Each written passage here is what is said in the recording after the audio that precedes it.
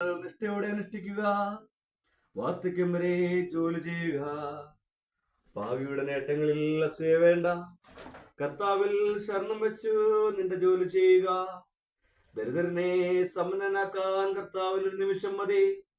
കർത്താവിന്റെ അനുഗ്രഹമാണ് ദൈവഭക്തനു സമ്മാനം. അത് ക്ഷണം നേരം കൊണ്ട് പൂവണിയുന്നു. എനിക്കിനി എന്ത് വേണം, എന്ത് സന്തോഷമാണ് ഇനി കിട്ടാനുള്ളത് എന്ന് നീ പറയരുത്.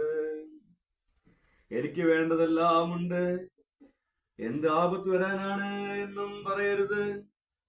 ഐശ്വര്യത്തിൽ കഷ്ടത വിസ്മരിക്കപ്പെടുന്നു, കഷ്ടതയിൽ ഐശ്വര്യവും. മൃത്യുദിനത്തിൽ പ്രവർത്തിക്കാതെ പ്രതിഫലം നൽകാൻ കർത്താവിന് കഴിയും. ഒരു നാഴിക നേരത്തെ വേദന കഴിഞ്ഞ കാലത്തെ സുഖങ്ങൾ മുഴുവൻ മായ്ച്ചു കളയുന്നു. ജീവിതാന്ത്യത്തിൽ മനുഷ്യന്റെ യഥാർത്ഥ സ്വഭാവം വെളിപ്പെടും.